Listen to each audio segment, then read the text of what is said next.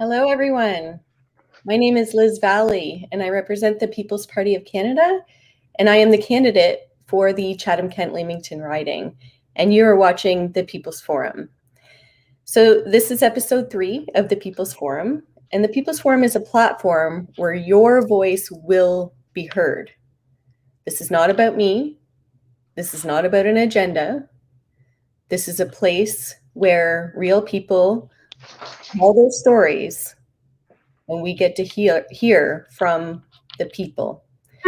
So today, in episode 3, I will be interviewing Kevin Street.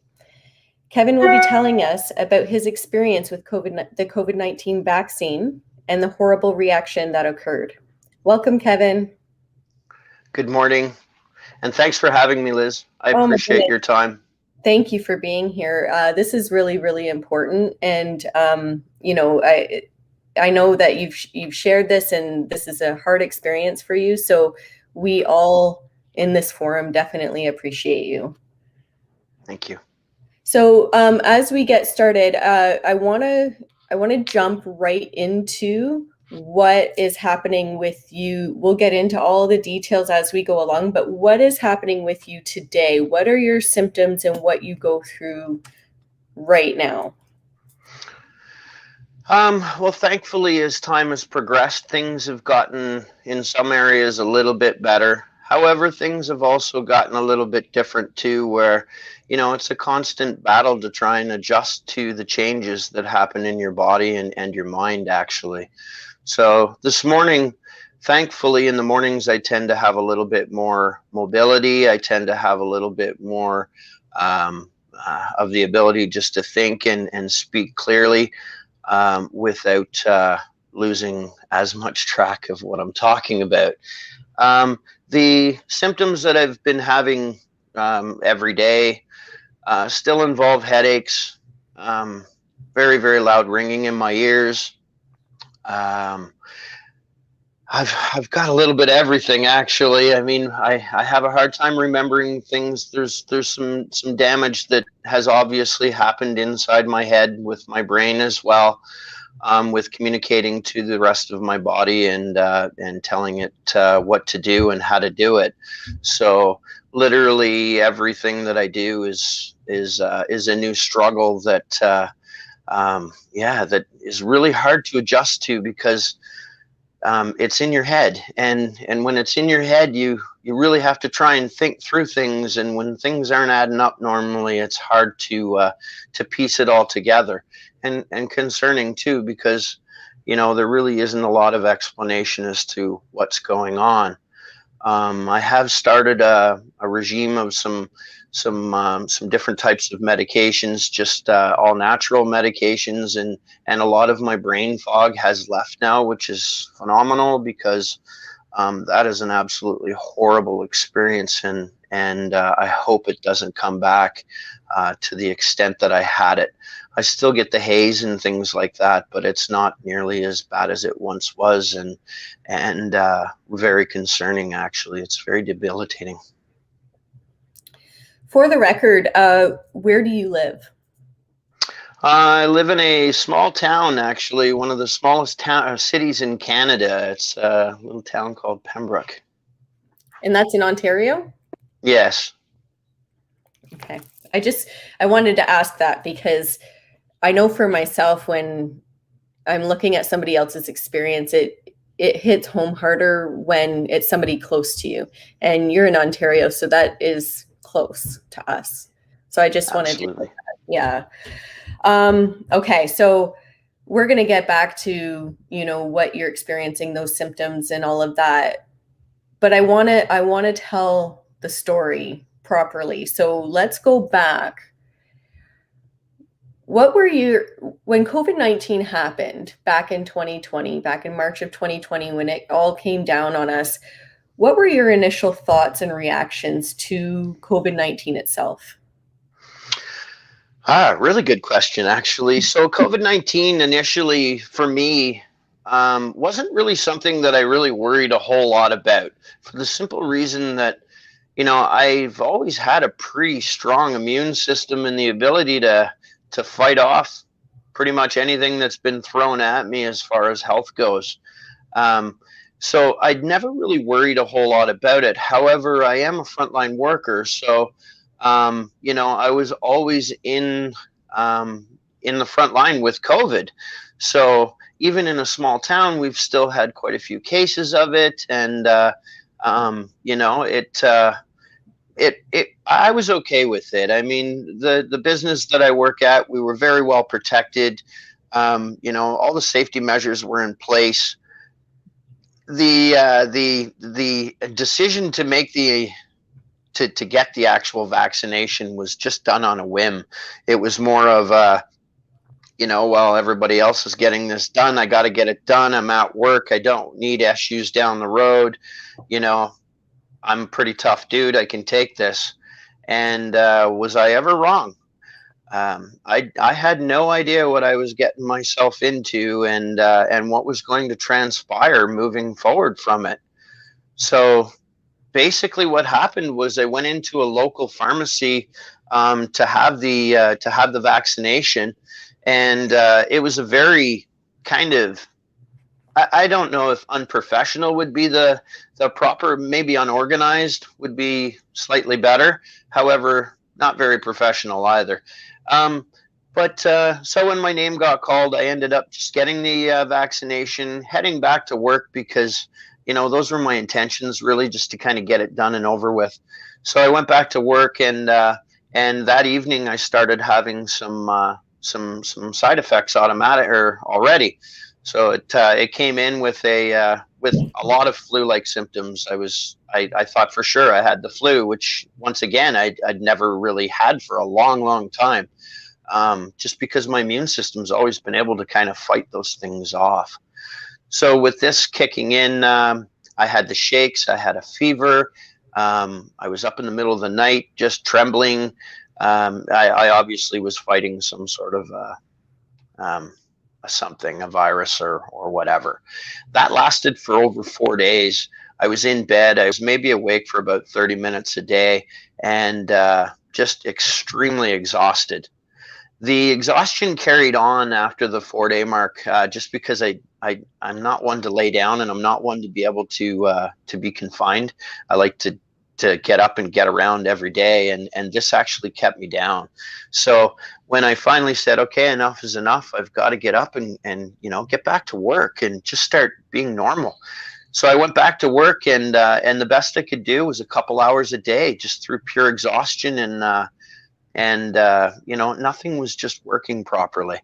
So after the 3-week mark, this was when everything really kicked in, and I've mentioned it a few times to quite a few different people. It was almost like the first 3 weeks was more of an incubation period for me. And then I was having a conversation with my wife on our back deck, and we were just eye to eye having a chat, and she said, your eyes rolled back into your head and you went down. Wow. And that was the switch. As soon as that happened, all the panic started setting in to me, because I'd lost control of my body. I really didn't know what was going on anymore. And from there on through, it just turned into that really bad spiral of new stuff like brain fog and confusion and sadness and balance and tremors, and it was just absolutely horrible and concerning. So we're got to get to the hospital here, something's wrong. So we called telehealth, and they're like, get to the hospital right away.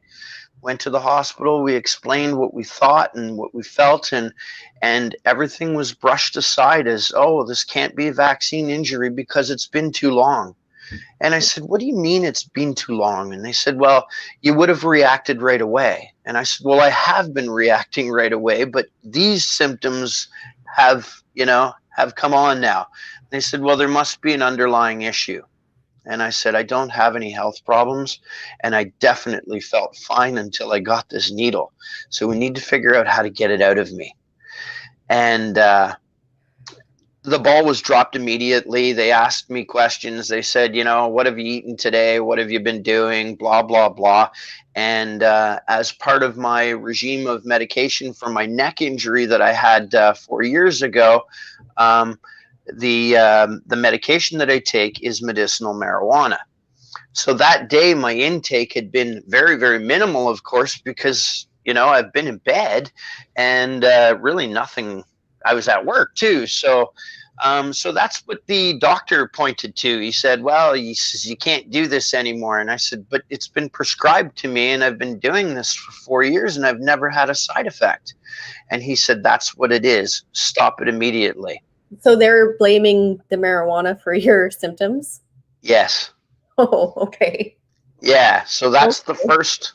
That was the chief medical officer or medicine doctor of the Pembroke Regional Hospital. That's what he told me. And I shook my head at him and I said, come on, like we've got to go a little bit deeper than this. This is ridiculous.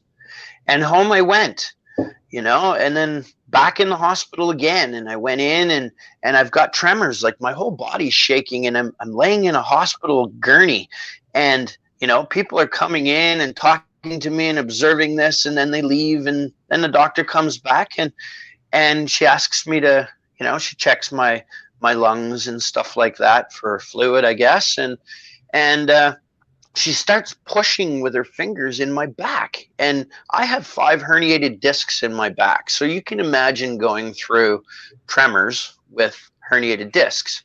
So she starts poking in my shoulder blade with her fingers really hard. And of course I move away because it hurts. And after reading that medical report, I was released for a spasm in my shoulder. Yeah, and medicated for it as well. So they prescribed me with a anti-inflammatory, morphine, and 2 other medications as well, and then told to follow up with a student of neurology in Pembroke on that Monday. So I entertained it, and I went in, and he basically told me that I'm good to go. I have no issues, and to stop taking the medication that the doctor prescribed me in the hospital a couple days prior. At which point, I was extremely upset. My wife actually filmed the video that's on her Kevin's story page right after that happened, and I went home and basically packed a bag and said, "Let's go. We need to go and find a doctor that's going to at least hear us." So we went to Ottawa, and we went through the emergency system there, and I had a tremor there in their waiting room, and then another one later on that evening. So there's lots of opportunity for these people to be observing what's actually going on and starting to connect the dots. The neurologist in Ottawa didn't seem to have an issue pointing towards the only real thing that it could possibly be. However, the paperwork is indicating that, in a roundabout way, yes, it's vaccine related. However, I don't know how to put that down on paper because I'll probably get in trouble for it. Oh. That's the only thing that makes sense to anybody. We can have a conversation, an open conversation with a doctor, and then turn around and not have the same thing on the paperwork. It's absurd. So needless to say, I've been at home now for a month on new medication that the neurologist prescribed me, which is basically just things to start piecing together parts of my brain again for wires that have been crossed through this.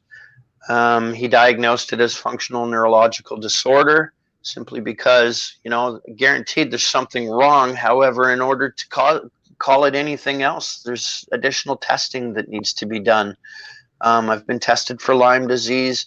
I've had so many needles going in and out of my body. It is absolutely insane how many tests I've even agreed to do. I'm going in and out of a machine that's putting radiation into my body to eliminate things that to me don't even make sense. But, I'm just entertaining it because I'm just a patient. Yeah. So you showed me a stack of tests that you've had done. Yes. Yeah. So, I have them right here, actually. So yeah. this right here is all of the doctor's visits and stuff in the last 2 months. And I had a hard time getting it. This was not easy for me to get. The health unit requested it, and my doctor's office called me and said, Kevin, do you give consent to the health unit to get your medical records from this incident? And I said, absolutely.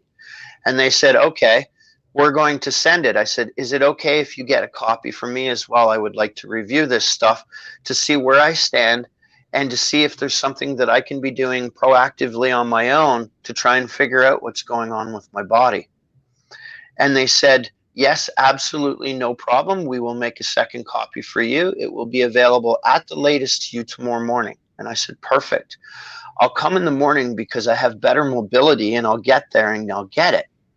So later on that day, they called me back and they said, we're sorry, we can't give you your medical documents because we need to get authorization from the doctor first and permission.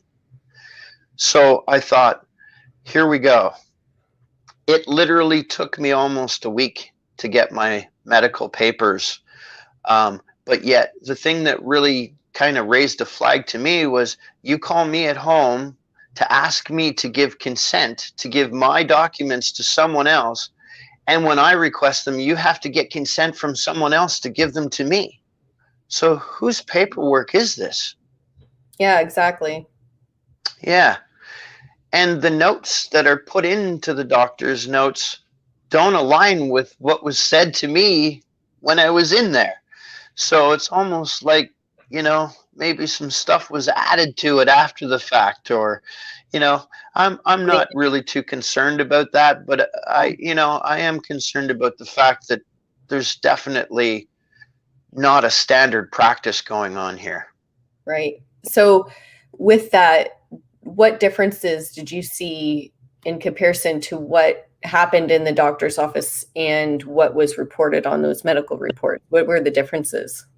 Well, there'd be a couple things off the top of my head. The first visit in Pembroke with the neuro student had basically just pushed me away with it can't be this, it can't be that. But after reviewing his paperwork, I read that it strongly is leaning towards a functional neurological disorder, which he did not indicate to me at all.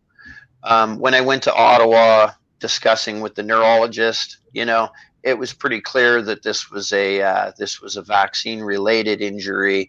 However, the paperwork says that it's vaccine-related, but possible stress related to the vaccine.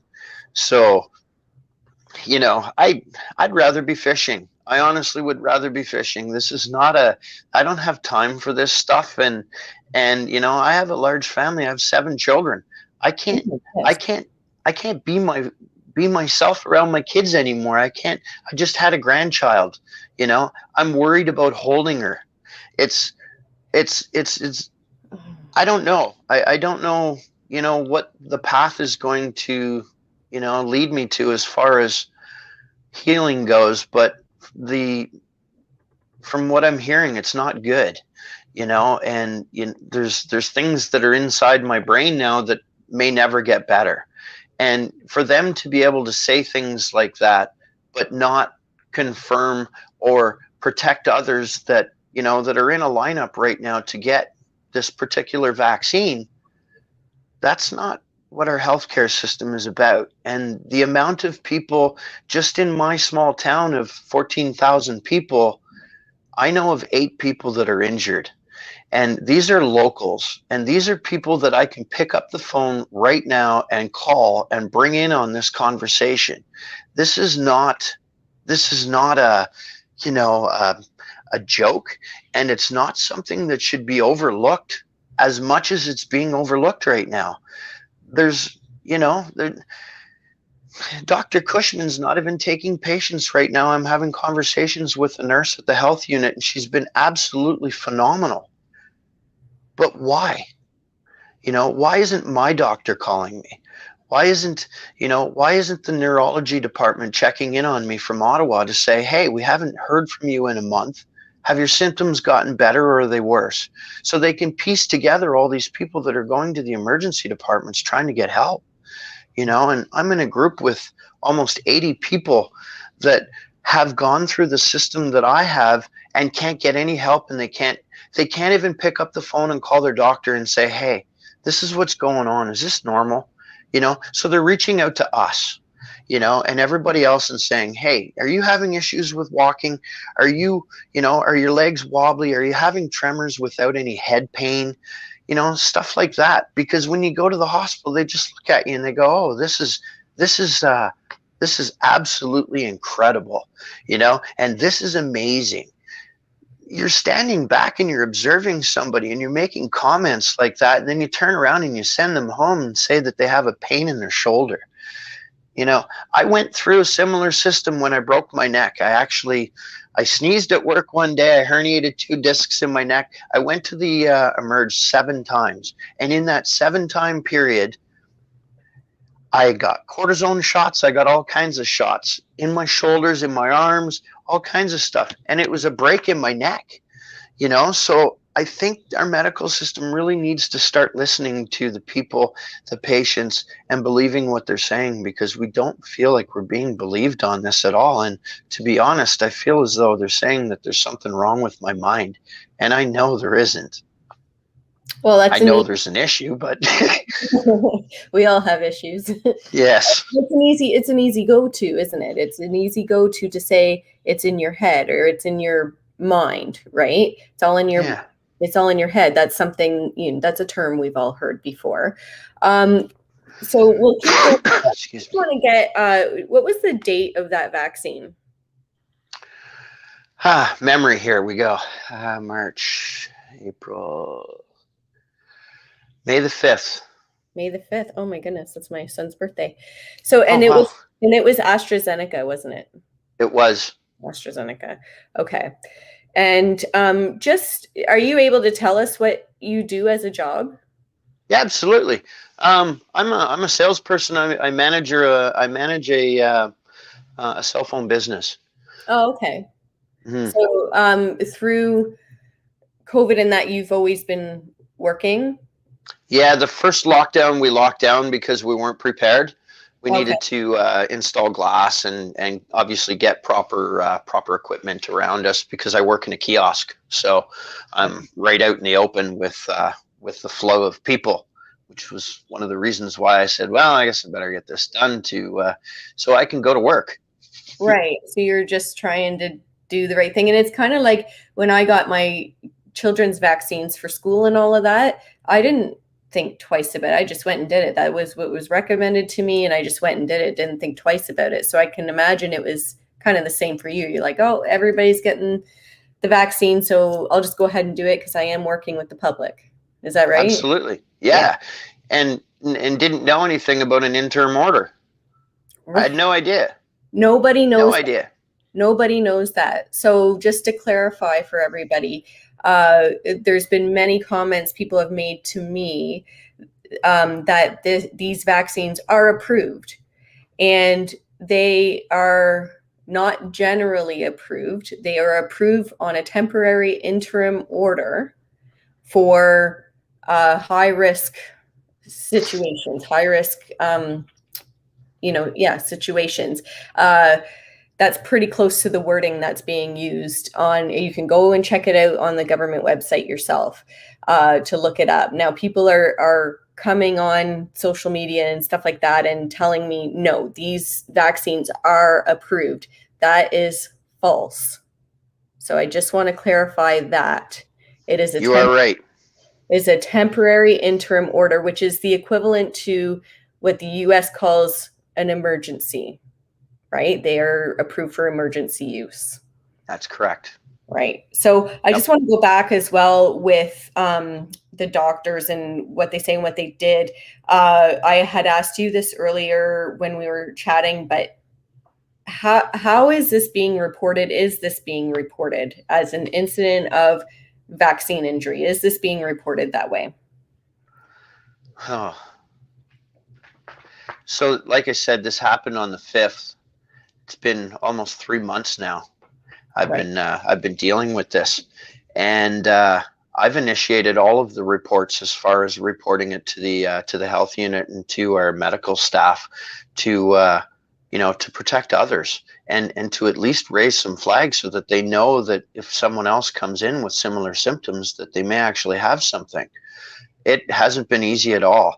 As far as that goes, I've been sick now for 3 months almost, and my case still is not recorded as a confirmed case of COVID vaccine injury, which is extremely scary because I look at it myself as stepping forward and saying, okay, well, I'm going to expose myself because this is what's going on, and they're not reporting it to you as something that you should be concerned about. So as far as the numbers go in vaccine injuries and stuff like that, they're so far off from the truth and not even close to being confirmed on a normal level. The things that people have to do to get confirmation that this is what's going on with them is insane. Whereas people that have been diagnosed with COVID or anything like that, you walk into a hospital and you even suggest the word COVID to them and they strap you down and mask you and put all kinds of stuff all over you. You go in and you say you have a vaccine injury, they tell you you're crazy. It's just, I don't know if everyone had to go to school to play this out, but it's bizarre.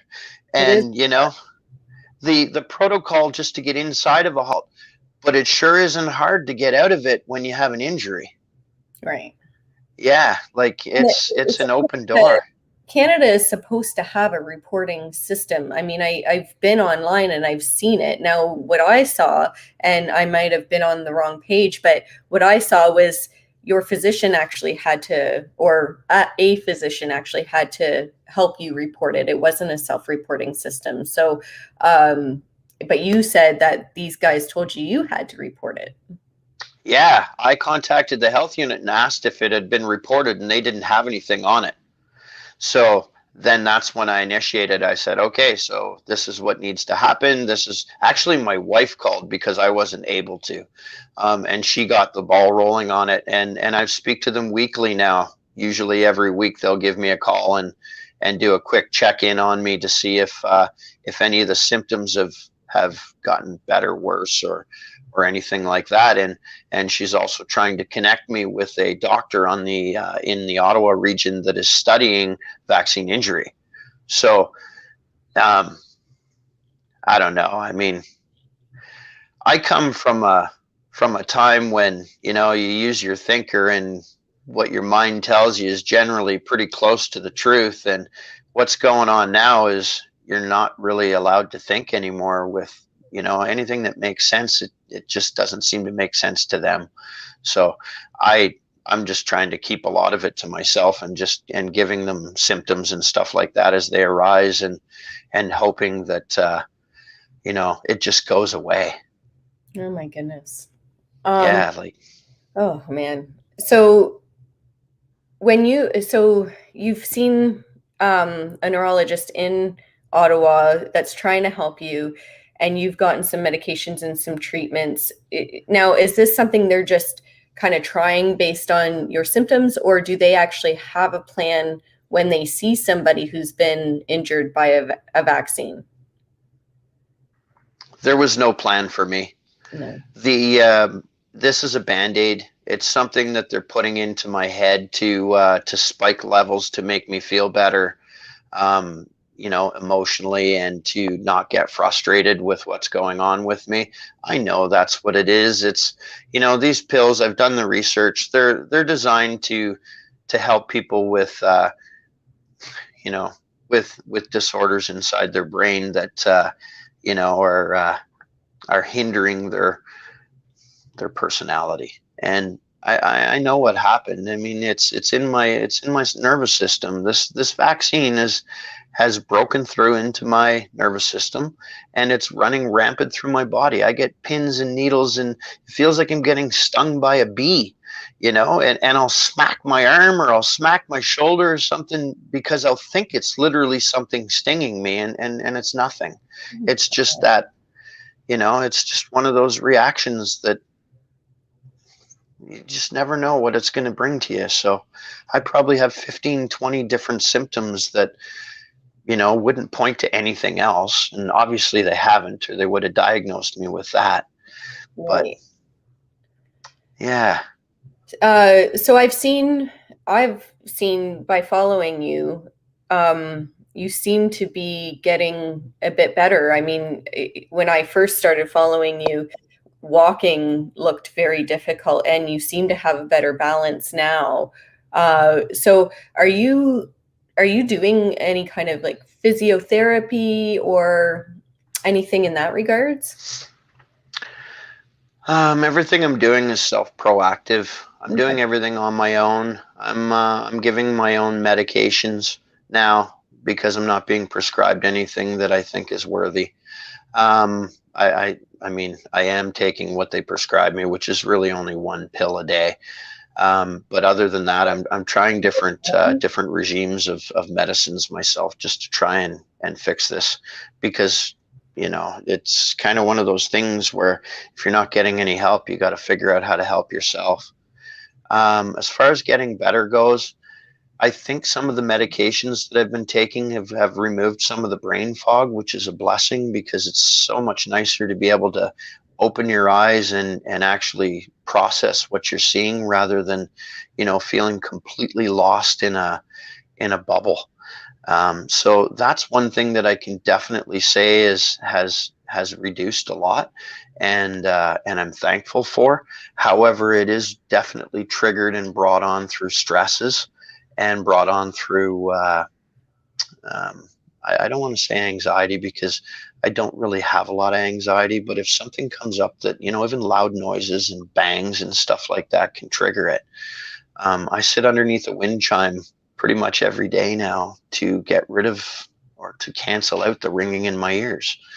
There's lots of stuff that's there that I just don't pay attention to anymore as well. I've kind of learned to live with. As far as my balance goes, I walk with a cane and a walker. So at 2, 3 o'clock in the day, my mobility is pretty much gone. And when you ask about physio and stuff like that, I'm extremely proactive. I don't stay in bed. Like, I'm up for the day now. If I have to wobble, I'll wobble all day. I just try to keep my muscles and my mind as strong as possible. So that being said, why don't you kind of give us an idea of what a day is like for you? You've mentioned some pieces of what you experience throughout the day, but from the time you wake up until the time you go to bed, what's that like for you? Well, when I wake up, it usually takes me about a half an hour to start, to start really getting to the point where I'm ready to test my balance. Usually when I get up in the morning, my balance is pretty good. I think it's because I give my brain a rest and it allows maybe some swelling and some inflammation on some nerves to calm down. I usually take 3 different types of CBD oil first thing as soon as I wake up to help. Since I've started this regime of these 3 oils, I have not had a tremor, which has been a little bit over a week now. And like, that is in itself like a whole new life for me. To have a tremor for an hour and a half or 2 hours of violent shaking is literally like running for an hour and a half. So after that, you're just completely exhausted and worried about the onset of another one coming before you're ready for it. So, my days have gotten a little bit easier. I try to get outside every single day and get as much fresh air as possible, and to interact with as much as I can too. People tend to visit me a little bit more often now as well. So I usually get a visitor a day or two, and I have lots of birds. lots of birds around the house now that make all kinds of sounds and stuff, and I'm just trying to be as calm and relaxed as possible. I have a hard time sitting, so this is a whole new me. Well, you didn't get to sit. Didn't you say you have 7 kids? Yes, I have 7 children. They all don't live under my roof anymore because fortunately I've gotten a little older and so have they, but I still have 5 at home. So Wow. it's busy and you know, it's difficult because when you're sick, you never want your children to see you sick. So I tend to try to fake as much as I can, but I know deep down inside they know that there's stuff going on with me that they're worried about, and you know, it's another worry that's on my head too, because you know, I just had my first grandchild, and you know, she's so special, and I want to be able to share those years properly with my family, and I can't. So I just want it to go away. And when was your granddaughter born?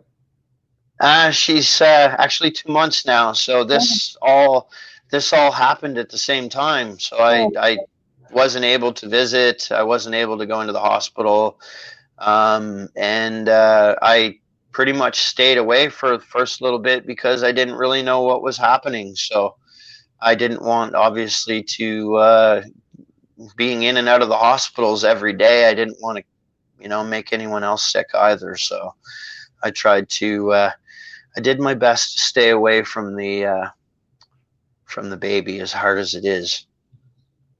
Now, you told me earlier that it makes you nervous to even hold her.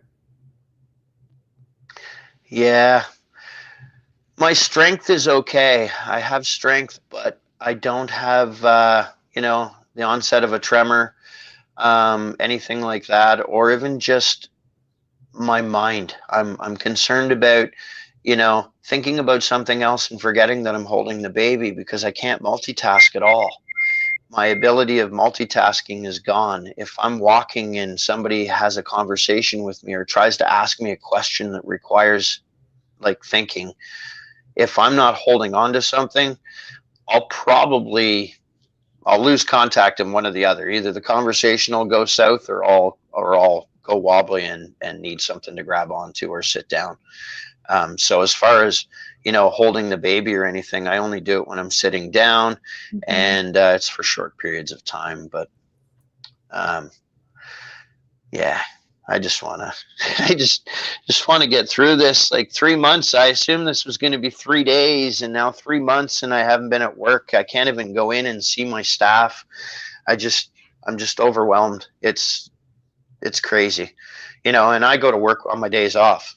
So this is not me, and it's very concerning. Like my boss even said to me, he said, "Kevin, don't call me. You don't have to do anything. I know that when you're ready to go to work, you're going to go to work. So there's no pressure there." But the fact is, you know, when you're set doing things day in, day routine, day in, day out, and it becomes a part of life, and, you know, and then you base your life around your business and your income, and, you know, and stuff like that. And then this happens, and I can't even, you know, even if there was a fund available, which there fictitiously was one set up, but removed off of the government webpage literally like right away. It's gone. Oh yeah, you can't apply. I tried to apply like a month and a half ago, and as soon as you try, it comes up and says we're no longer accepting applications at this time. You know, so that's nothing more than, in my eyes, and I'm not, you know, I'm not trying to bring negative light to anything, but it's like, if you are on the fence as to whether or not you're going to go through to get this vaccination, and you turn on the TV, it's pro. If you walk down the street, everybody's, "I got my vax today." You know, they posted on Facebook, double dose. You know, it's done. All this. There's so much out there. I went to McDonald's like a week ago, and got my meal and came home and opened up the bag and I took the food out, and there's a leaflet in there sponsored by our government paying McDonald's of all people, endorsing health, and they're saying to McDonald's that your food is good and we need you to include our leaflet to tell people to get COVID vaccine there, and yet not have a fund or have any type of plan for anyone who may have negative results through this vaccine is absolutely absurd, and nothing that I ever would have thought I would have had to go through. But if I can't report this vaccine injury properly, get it confirmed as a vaccine, I don't know what my future is going to be like. I don't know where my income's going to come from.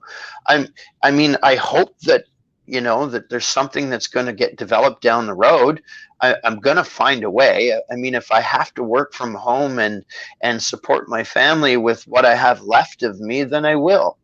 But it's not easy, and the system is not easy for the people that are in this situation. And to have somebody with a brain injury have to manage all this stuff, it's not easy to do, and it's a task of just signing into a computer with a password is overwhelming, let alone to fill out a form or a report, or for me to have this conversation with you today. I had to prepare for it, and I don't mean, I had to mentally prepare for it just to make sure that I'm calm and ready.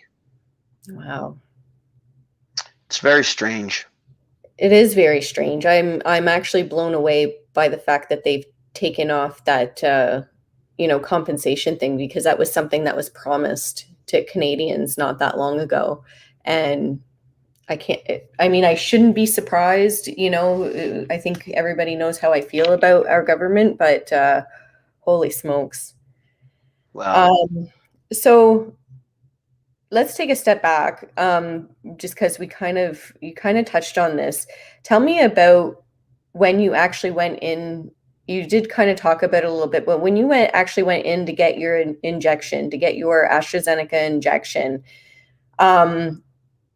what was the kind of process, and what were you told, and were you given any kind of pamphlets or information in regards to that particular vaccine that you were getting? Oh boy, I feel sorry for the pharmacist right now, but I'm just going to tell the truth. Yeah, please. So I went into Rexall to get my vaccine. There was about maybe 5 to 10 people scattered throughout the store for vaccinations. The pharmacist called out a person's name a few times, and I overheard them calling them, but it happened a couple times, and the person didn't show. So they called their name again, and one of the people that were at Rexall said that they went to the grocery store.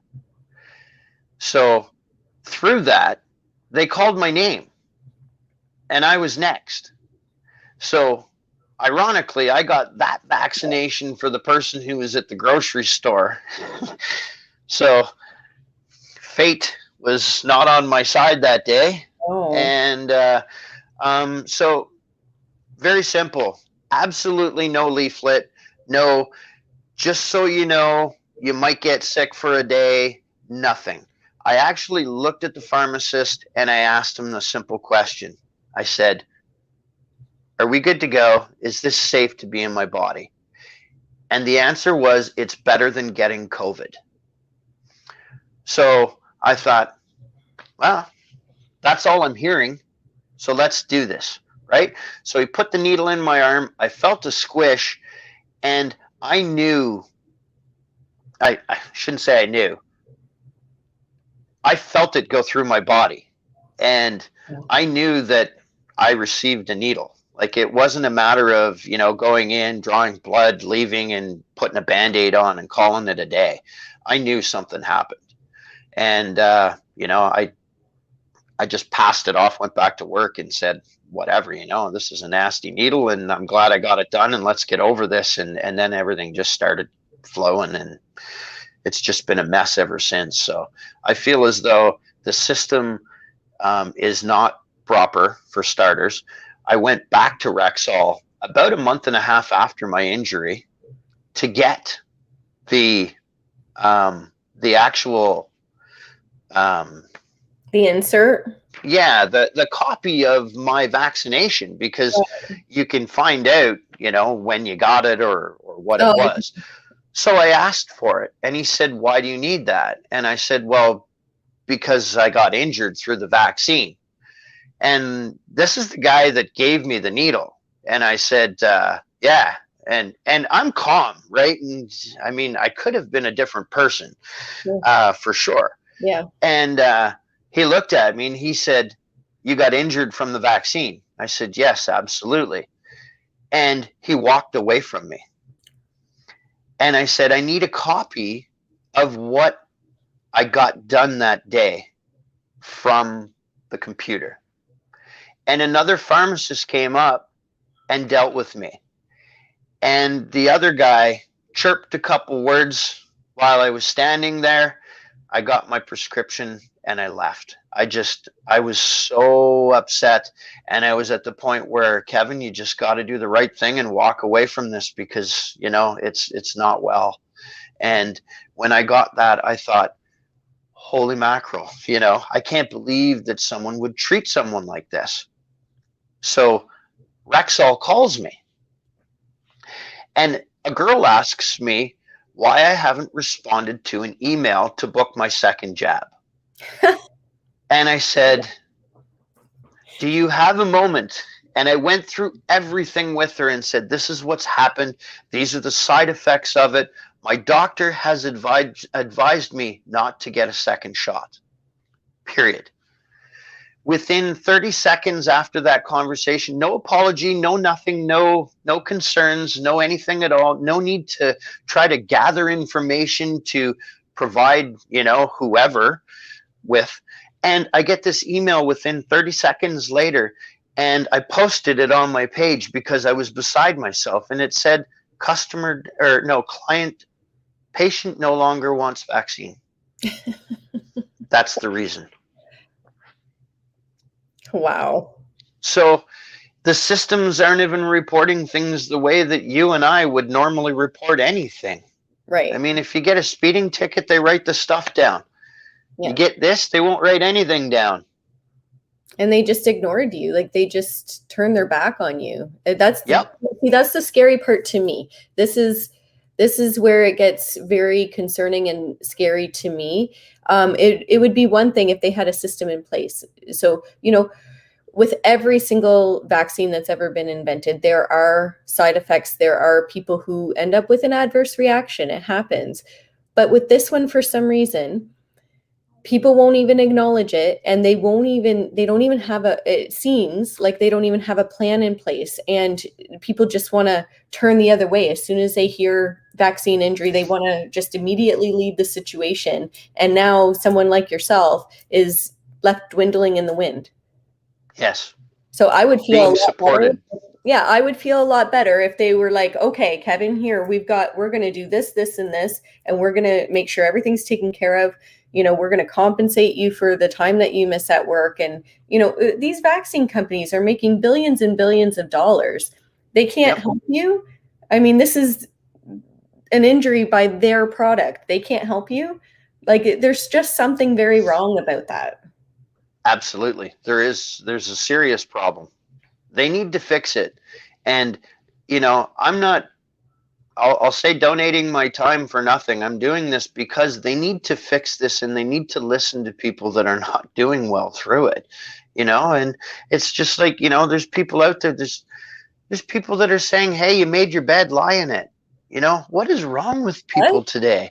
I've had people outreach to me and say, you knew this was going to happen. Did you do it for money? And I've had a person say the other day, they said, "Wow, Kevin has a pretty big GoFundMe account."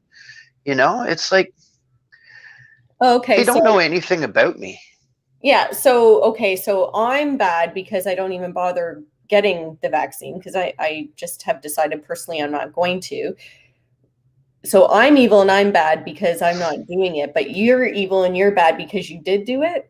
So is this a lose-lose situation here? Can't win. I mean, I have to thank all the positive energies, the you know, people reaching out to me and, you know, and all that. They're pulling me through. But when you get, you know, there's that 1 in 100, and they're just, I don't know.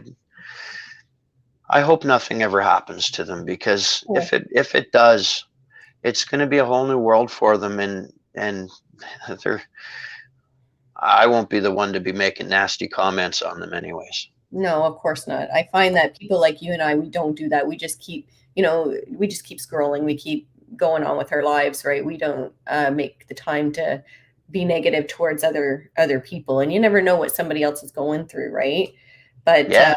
yeah, I know there's some nastiness out there, but Kevin, just keep with the positive. There's a lot of people behind you. There's a lot of people that are rooting for you, and we're going to be watching you, and we're going to be cheering you on as you hopefully get better and get through this. A question that I do have, and I know Tamara Ugalini asked you this as well, but what do you say about getting the vaccine? I know that's a difficult question, but what do you say to people about getting the vaccine? Oh, I'm not a negative person, and I really try to endorse life and what's going on around us. I got the vaccine, so I'm not an anti-vaxxer, but I can safely say, and with confidence say this, that this vaccine got rolled out a little bit too soon. And the results that are coming out from people, and from people that have been reaching out to me, are very alarming. And to think that we're going through something that has created a serious alarm across the world, but not have any type of expectations of issues coming out of this, is bizarre. And for them to think that, no one's going to get injured, it's the way it should be. However, it's not the way it is on this here. And to take a vaccine off the market and turn around and put it back on the market, and ignore the people that are reporting adverse reactions to it, that's not a very good reporting system, and it's definitely not a safe way to do any type of business. So, as far as I have some kids that are vaccinated, and I have some that are not. And I am not going to push anybody, and I would not push anybody to get this vaccine until it has been proven, tested, and not on humans.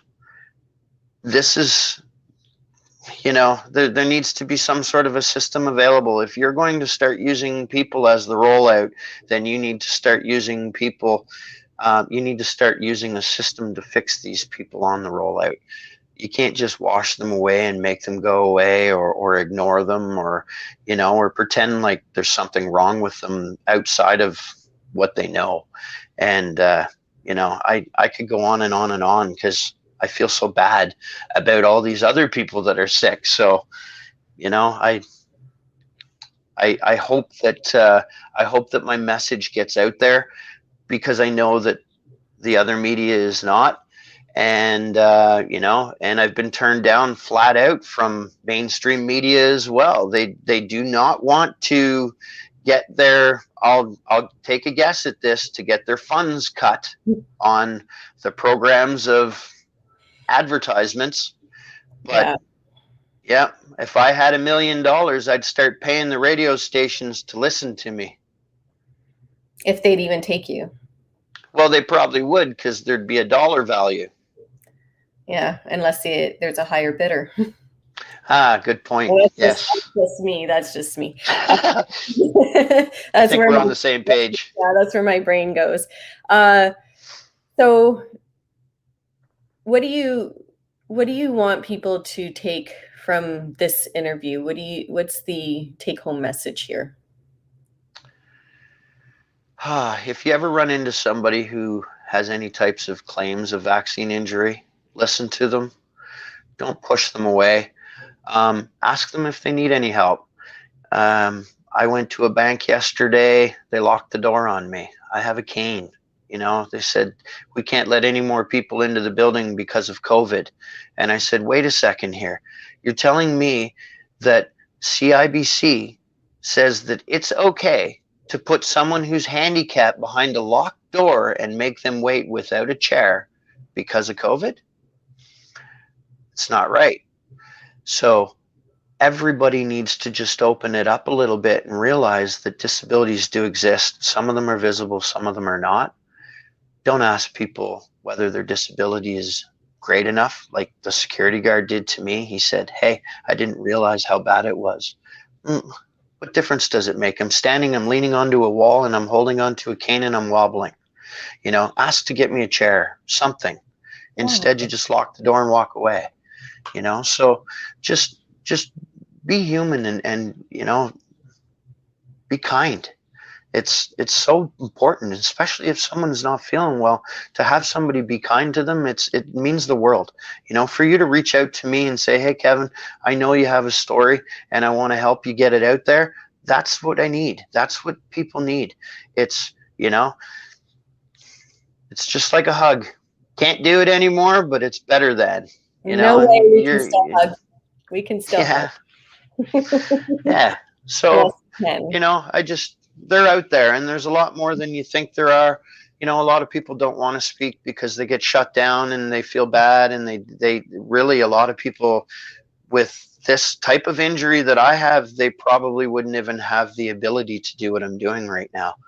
I could not do this conversation a month ago properly the way that we have today, and actually I think I held the conversation quite well, so I didn't get too lost or disoriented. So it's no, you did very awesome. What do you think? What are your expectations as far as a recovery goes? I know I've seen personally by following you, recovery progress being made. Do you feel that you can expect high expectations with your recovery, and do you think that you'll ever make a full recovery? I'm very hopeful. I'm still hopeful. I thought this would be gone in 3 days. It's not. Yeah. I personally, honestly, and I said this to my wife the other day, and I said it kind of apologetically to her too. You know, I think there's some permanent brain damage going on here with me, and I really don't know if it's going to go, you know, if I'm ever going to be me again. I honestly feel that way.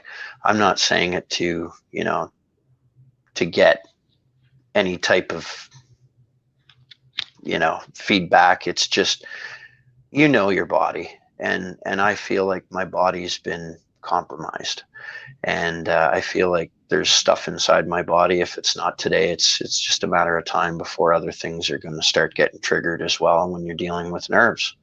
And you know, we know how to put this vaccine in our body, but we sure don't know how to get it out. And when it's running through your body and you don't know how to neutralize it, just try. Oh my God. Yeah. What are your plans going forward? What are you going to do from here? Well, I don't plan to get chemo for cancer unless I have cancer. That's for sure. I'm not going to take any drugs in my body unless it makes sense anymore. That's actually, I'm just kidding around. It's moving forward.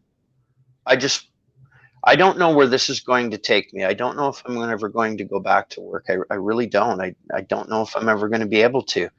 However, I'm going to keep busy, and I'm going to keep my mind going, and be it, you know, speaking with people, helping people. I'm going to do something, and, you know, I'll never be an invalid. I'll find a way to function as a human in some way, shape, or form, and I'm going to adapt to this change and try to make it as minimal as possible. But I am a little bit optimistic as to whether or not it'll ever go away, or if I'll ever be, we'll say, normal again. Wow. Okay. So how can people support you? Where can we find you, and where can we support you? Okay, well, I'm on Facebook. I don't do a whole lot of other social media platforms, and I'm assuming I'm probably going to get shut down soon anyways, because a lot of people have been. that have been delivering this message. However, I've been left unscathed so far, so it's been good. As far as, I don't really know. I'm sorry, I lost track again. I just lost my train. So where can we find you? You have your Facebook. I'm sorry. Yes. Your my bad. It's okay. You're Kevin Street on Facebook. Yep. I have Kevin's Story on Facebook. I'm still accepting people into that group as well. Okay. I'm accepting personal friends as well. And I have a GoFundMe account that I mentioned earlier as well that was set up by a distant family member, actually, that could kind of see through the hourglass and seeing what was happening. I've always been kind of too proud to ask, and I really wasn't. I don't know. I've always done it myself. So, yeah. I mean, obviously, anything through that would definitely help. Keep my house afloat, and vehicles and food, and and just try to make everyone have a semi-normal surrounding. I will be getting taken care of somewhat through work as well. There's a process to that, but that it's going to happen. It's just a matter of time and efforts. So, but I mean, I appreciate anybody, be it through a donation or just through a, hey, Kevin, we're following your story and you're in our prayers. Every single thing helps, and those positive messages are things that really help me through the day, and I never thought that they would. You just don't even think of it. But when you're in the situation, and I have people from Africa, I have people from Europe that message me every day, I have people from Australia, all across Canada. We have our groups for US and Canada as well, of people that are injured, and we support each other as best we can through everything. There's been some pretty strange situations that have come up, and it's pretty wild how a group of people that you've never physically met before in your life have gotten so close. Yeah. So just remember that people are power, and and they definitely have a purpose on Earth, all of them. I can agree with that. Okay, well, I want to thank you, Kevin, for coming. This was quite an intense interview. I can feel the intensity. My heart and prayers go out to you and your family for everything that you've been through, and I am extremely grateful to have shared this time with you. It is quite special to hear somebody's story and hear trauma that somebody has been through, and to have you open up to me and everybody else is quite amazing. It's quite special. So I thank you for that. Thank you for coming and being on the People's Forum. Absolutely. Anytime, if I can assist in any way, shape, or form, please reach out to me, and I'd be more than happy to help. Okay, I may take you up on that. Yeah, please do. And I appreciate your time. What you're doing is a lot more than many others would even think of doing. So, yeah, stay strong and keep doing that. You as well. You stay strong as well, my friend. Send me a sign. Okay. All right. Thank you. Have a great day. Thank you. You as well. So, just reiterating here, the purpose of the People's Forum is to provide a platform for people's voices to be heard. No matter what your stance is on this COVID-19 vaccine, we all need to be aware that these reactions are occurring, that they exist, and we need people like Kevin to be acknowledged. We need to hear them, and we need to support them. Do not let people like Kevin be forgotten, please. So that concludes episode 3 of the People's Forum, where your voice is heard. The People's Party of Canada is the only federal party that is actually reaching out and listening to the citizens of Canada, of this wonderful country. Their stories, it's what unifies us. We need that. We need to get back to unity, and we need to get back to our humanity. And this is how we do it, by talking. As the candidate for Chatham-Kent-Leamington for the People's Party of Canada, I am here. So if you have a story, whether it has to do with, something similar with what Kevin went through or something completely different, through all of this, craziness that's happened over the last year and a half, I'm here. I'm here to listen, and I'm here to tell your story. This is about you, and this is about you being heard. So please reach out to me if you know someone or if you yourself want your story heard. And just a reminder, I am Liz Vallee, PPC Strong and Free. Thank you for being with me today.